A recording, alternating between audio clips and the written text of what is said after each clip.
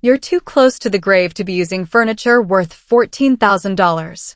You'll only render them invaluable. Those were my daughter's exact words to me, 2 nights before she destroyed everything I had worked for. 2 nights before she ripped my heart out and stomped on it like it was nothing. While I left for work the next morning, believing in her love, believing she cared about me, she gave away everything I had bought with my own sweat, my own blood, my own tears to her in-laws. When I returned home that evening, expecting to see my beautiful, elegant cream leather furniture set that I had saved months to afford, it had been replaced with moldy, stinking trash that reeked of betrayal. That day, my love for her died in silence. Before I tell you how I made her regret that decision, please like this video, subscribe, and comment where you're watching from so more people learn how betrayal feels when it comes from your own blood. I worked my entire life for that small house. Every single day, for 37 years, I woke up at 5 in the morning, put on my uniform, and went to work at the factory. My hands are scarred from the machines. My back aches from the lifting. My feet are permanently swollen from standing on concrete floors for 8 hours a day. But I did it all for one reason, to have something that was mine. Something beautiful. Something that said I mattered. When I finally saved enough money to buy real furniture. Not the hand-me-downs I'd been living with, not the broken chairs held together with duct tape, but actual, beautiful, expensive furniture, I felt like I had finally made it. $14,000. It took me 8 months of overtime, of skipping meals, of walking to work instead of taking the bus, but I did it. I earned every single penny. My daughter saw how excited I was. She saw me measuring the living room, planning where each piece would go. She watched me research colors and fabrics for weeks. And when the delivery date finally arrived, she offered to help. "You're working too hard, Mom." "I'll take care of it," she said, hugging me like she actually cared. "You go to work, and when you come home, everything will be perfect." For the first time in years, I felt valued by her. I felt like she finally understood how hard I worked, how much I sacrificed. I felt like she actually loved me. The furniture was supposed to arrive Friday morning. I kissed her cheek and left for work, my heart full of trust and anticipation. I spent the entire day imagining how beautiful my living room would look. I pictured myself sitting on that cream leather sofa, finally able to relax in style after decades of struggle. I even bought a bottle of wine on my way home, cheap wine, but still, to celebrate this moment. But when I opened my front door that evening, silence filled the house like a tomb. The air smelled of mildew and rot and something else I couldn't identify. Something that made my stomach turn. I walked into my living room and stopped dead in my tracks. My beautiful, pristine cream leather sofa, the one I had dreamed about for months, was gone. In its place sat a disgusting, cracked piece of garbage that looked like it had been pulled from a dumpster. The cushions were stained with what looked like food and worse. The arms were torn, exposing yellowed foam that crumbled when I touched it. The coffee table I had selected so carefully was replaced with something that wobbled and had rings from years of drinks left without coasters. My legs gave out. I sank onto that revolting couch, and it creaked like it might collapse under my weight. That's when my phone pinged with a photo notification. There was my daughter's mother-in-law, smiling broadly, sitting on my cream leather sofa in her living room. The caption read, "So grateful for the furniture Mom gifted us." Such a blessing. The betrayal sliced through my chest like a blade. Not just the theft, the complete disrespect. The casual cruelty. The way she had looked me in the eye and lied. The way she had taken my dreams and handed them to someone else like they were worthless. But as I sat there on that disgusting couch, breathing in the smell of someone else's life, someone else's carelessness, I realized this wasn't the first time. This was just the latest in a long line of taking. I paid for her college tuition when she said she couldn't afford it. $28,000 that I borrowed against my house. I'm still paying that loan. I helped her and her husband with rent for 6 months when they were getting on their feet. That was 3 years ago. Never saw a penny back. I bought her first car because she needed reliable transportation. $8,000 that I had saved for my own retirement. I gave her my grandmother's jewelry when she got engaged because she said she wanted something meaningful for her wedding. She sold it 6 months later to pay for their honeymoon. Every time, she had a reason. Every time, she made it sound like I was helping family, like I was doing the right thing. Every time, I believed her because she was my daughter, my only child, and I loved her more than my own life. But this was different. This wasn't asking for help. This wasn't borrowing money or accepting a gift. This was stealing. This was taking something I had worked for, suffered for, and replacing it with garbage while giving away what was mine to people who had never sacrificed a day in their lives. I wasn't angry because she stole my furniture. Furniture can be replaced. I was angry because she stole my respect. She stole my dignity. She stole my worth as a human being and handed it to her in-laws like I was nothing more than a convenient bank account with legs. That night, I didn't sleep. I sat on that foul-smelling couch and stared at the walls, feeling something inside me break that would never heal. But by morning, that broken feeling had transformed into something else. Something cold and clear and absolutely determined. I drove to her house at 7 in the morning. I didn't call first. I didn't knock. I used the key she had given me for emergencies, because this was an emergency, the emergency of my daughter becoming a thief. There it was. My $14,000 furniture set, dominating her in-laws' living room like a monument to my stupidity. The cream leather gleamed in the morning sun streaming through their windows. It looked perfect, beautiful, exactly like I had imagined it would look in my own home. My daughter appeared in the hallway, still in her pajamas, and when she saw me standing there, she didn't look surprised. She didn't look guilty. She smirked. "They needed it more than you," she said, like she was explaining something obvious to a child. "You don't even have guests, Mom. What's the point of expensive furniture if no one sees it?"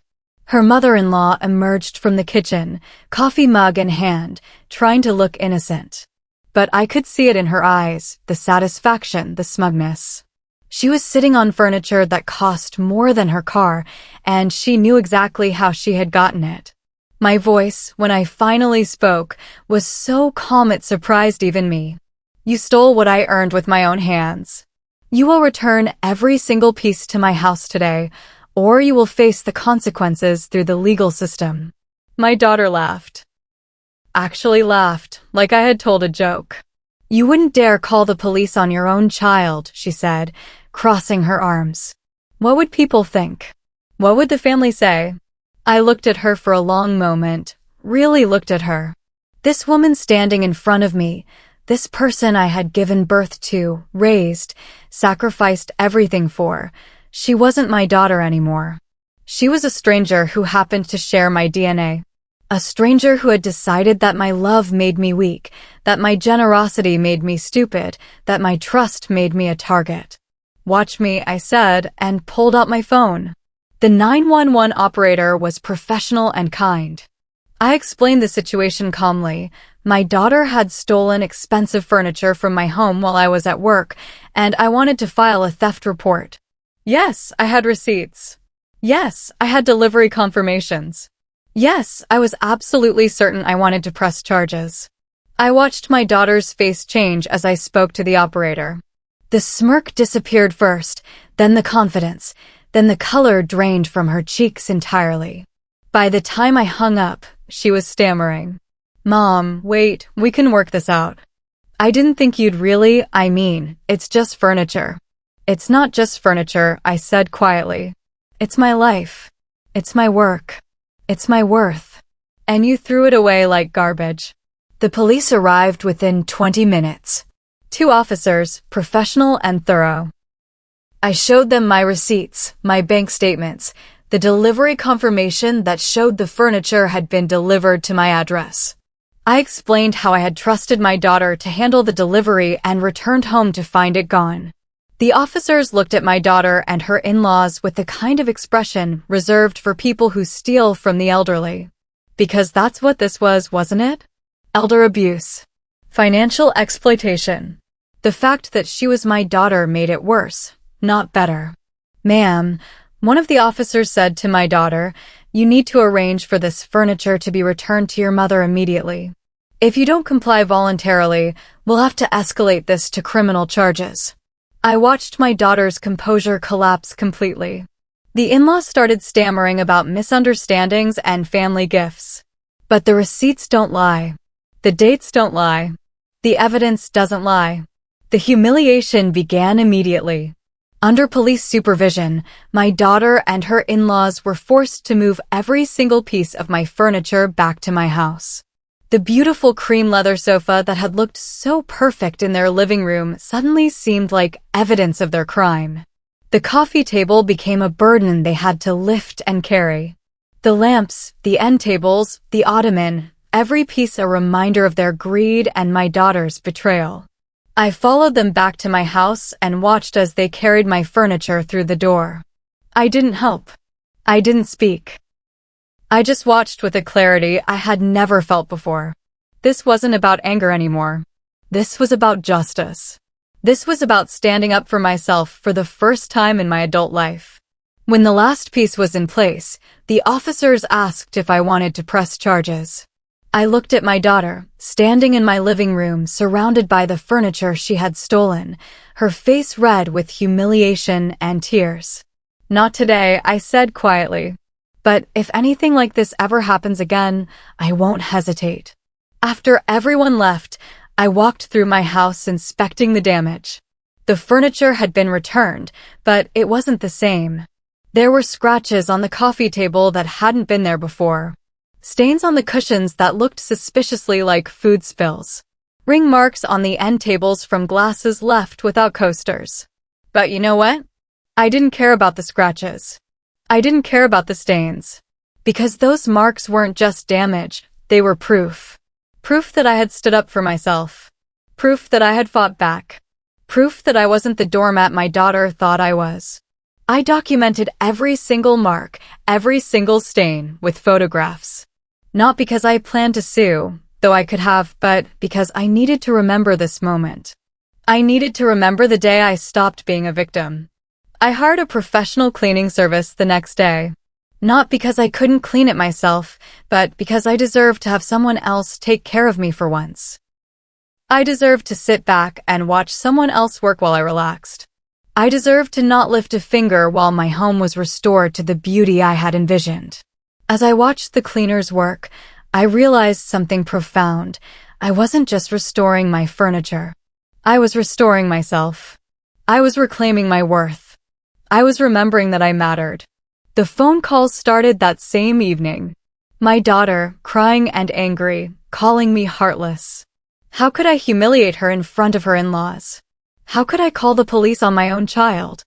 How could I choose furniture over family? Then the relatives started calling. My sister, my brother, cousins I hadn't heard from in years, all of them with the same message. She's your only child. You have to forgive her. Family is more important than things. Family is more important than things. How many times had I heard that phrase used to justify taking advantage of me? How many times had someone used family as an excuse to steal from me, lie to me, manipulate me? I blocked them all. Every single phone number. Every social media account. Every possible way they could contact me to tell me I was wrong for standing up for myself. Then I sat down and wrote a letter to my daughter. The bank of mom is permanently closed. I am no longer your ATM. I am no longer your safety net. I am no longer your backup plan. You are an adult woman with a husband and a life of your own. Figure it out. You taught me something valuable when you stole from me. You taught me that you don't respect me. You don't value me. You see me as nothing more than a source of money and things to take. You taught me that my love for you has made me weak, and my generosity has made me a target. So I'm taking back my power. I'm taking back my worth. I'm taking back my life. Don't contact me again unless you're ready to apologize, really apologize, not just sorry you got caught, and unless you're ready to pay me back every penny you've cost me over the years. Until then, consider this relationship on permanent hold. I mailed that letter and felt lighter than I had in years. The months that followed were the most peaceful of my adult life. I redecorated my house exactly how I wanted it. I bought new curtains in colors I loved, not colors that would hide stains or wear well. I bought fresh flowers every week just because they made me smile. I cooked meals I actually wanted to eat instead of whatever was cheapest. For the first time in decades, I lived for myself. I made friends with my neighbors. I joined a book club at the library. I took a painting class at the community center. I discovered that I was actually an interesting person when I wasn't constantly worried about being taken advantage of. I found friendship and peace in solitude. I found joy in small things. I found strength in standing alone rather than being dragged down by people who claim to love me while treating me like garbage. My voice, when I spoke to myself in the mirror each morning, was steady and strong. I may have lost a daughter, but I found myself. Then, 6 months later, I received an unexpected text. Not from my daughter. I had blocked her number, but from a phone I didn't recognize. It was a photo of my grandson, her son, holding a picture of us together from when he was smaller. The message said, "We miss you, Grandma." My heart broke all over again. Not for my daughter, but for that innocent child who had become a casualty of his mother's greed and my newfound boundaries. He didn't understand why Grandma had disappeared from his life. He just knew that someone who used to love him was gone. I made a decision that night. I would see my grandchildren, but only them. Not my daughter. Not her husband. Just the kids in neutral locations for short visits that I would control completely. I called my daughter from a blocked number. "I want to see the children," I said when she answered. "Mom? Is that you?" "Oh my God, I've been trying to reach you for months." "I want to see the children," I repeated. "Not you. Just them. We can meet at the park or the library. 1-hour visits, once a month. You can't just see the kids without." "Watch me," I said, and hung up. The first visit was awkward. My daughter hovered nearby while I played with the children at the playground, clearly hoping I would break down and forgive her.